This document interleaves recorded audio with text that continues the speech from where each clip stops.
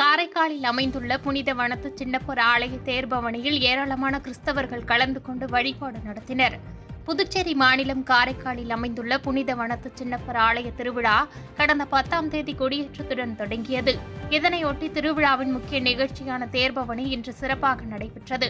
முன்னதாக தேர்பவனியை முன்னிட்டு ஆலயத்தில் பங்கு தந்தை பால் ராஜ்குமார் சிறப்பு திருப்பலியினை நடத்தி வைத்து தேருக்கு புனித நீர் தெளித்து தேர்பவனியை துவக்கி வைத்ததைத் தொடர்ந்து புனித வனத்து சின்னப்பர் மின் விளக்குகளால் அலங்கரிக்கப்பட்ட தேரில் பவனி வரும் நிகழ்ச்சி நடைபெற்றது. தேர்பவனி நகரின் முக்கிய வீதிகள் வழியாக சென்று மீண்டும் ஆலயம் வந்தடைந்தது. விழாவில் ஏராளமான கிறிஸ்தவர்கள் கலந்து கொண்டு புனித சின்னப்பரை வழிபட்டனர்.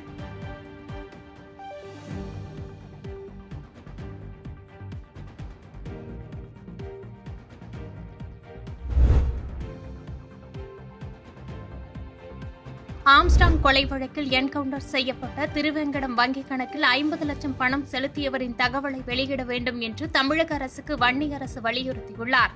காஞ்சிபுரம் மாவட்டம் பல்லாவரத்தில் பகுஜன் சமாஜ் கட்சியின் தமிழக தலைவர் ஆம்ஸ்டாங் கொலையை கண்டித்தும் வழக்கறிஞர்கள் பாதுகாப்பு சட்டத்தை உடனடியாக அமல்படுத்த கோரியும் பல்லாவரம் வழக்கறிஞர் சங்கம் சார்பில் மாபெரும் கண்டன ஆர்ப்பாட்டம் நடைபெற்றது.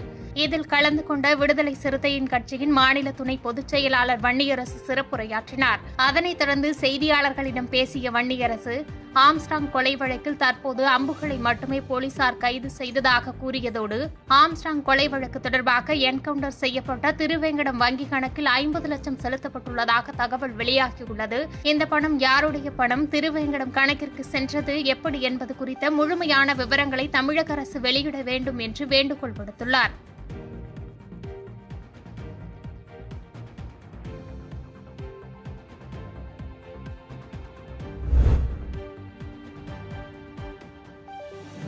ஒகேனக்கலில் இன்று ஒரே நாளில் வினாடிக்கு 30,000 கன அடியாக நீர் அதிகரித்துள்ளதைத் தொடர்ந்து ஒகேனக்கல் காவிரி ஆற்றில் பரிசல் இயக்கவும் குளிக்கவும் 3வது நாளாக தடை நீடித்துள்ளது.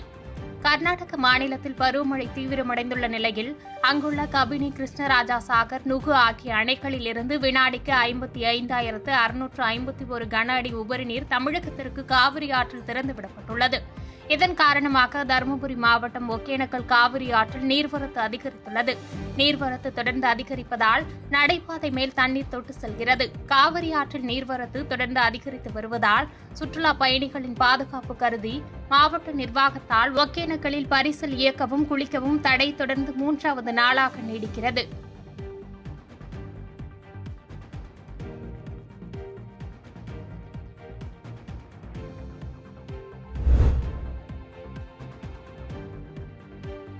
கோவளம் கடற்கரை புனித கார்மேல் அன்னை திருத்தலத்தில் 216ஆம் ஆண்டு திருவிழா கொடியேற்றத்துடன் தொடங்கியது. செங்கல்பட்டு மாவட்டம் கோவளம் கடற்கரை புனித கார்மேல் அன்னை திருத்தலத்தில் 216ஆம் ஆண்டு திருவிழா இன்று கொடியேற்றத்துடன் தொடங்கியது.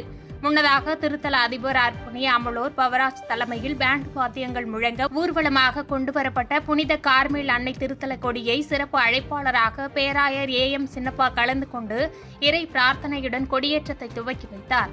5 நாட்கள் நடைபெறும் திருவிழாவில் அன்பிய பெருவிழா, நற்கருணை பெருவிழா மற்றும் திருத்தேர் பெருவிழா என சிறப்பு வாய்ந்த திருவிழாக்கள் நடைபெறவுள்ளது.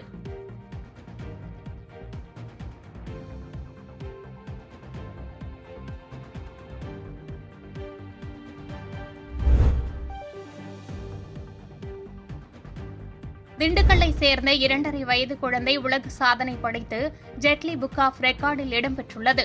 திண்டுக்கல் பேகம்பூர் பகுதியைச் சேர்ந்த பாபா நஸ்ரின் பர்மிஜா தம்பதியரின் 2.5 வயதான மகன் இசாம் ஹமீஸ் சோசியல் மீடியாவில் உள்ள 100க்கும் மேற்பட்ட லோகோக்களை 8 நிமிடம் 40 வினாடிகளிலும் மாவட்டங்களின் சிறப்புகளை 2 நிமிடம் 42 வினாடிகளில் சொல்லி ஜெட்லி புக் ஆஃப் ரெக்கார்டில் பதிவு செய்துள்ளார். இந்த பதிவின் மூலம் உலக சாதனை பெற்று சூப்பர் ஹிட் சைல்டு பட்டம் பெற்றுள்ளார்.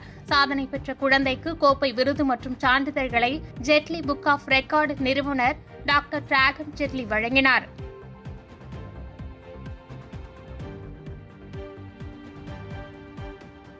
பாதகம் செய்பவரை கண்டால் நாம் பயங்கொள்ளலாகாது பாப்பா, மோதி மிதித்து விடு பாப்பா, அவர் முகத்தில் உமிழ்ந்து விடு பாப்பா.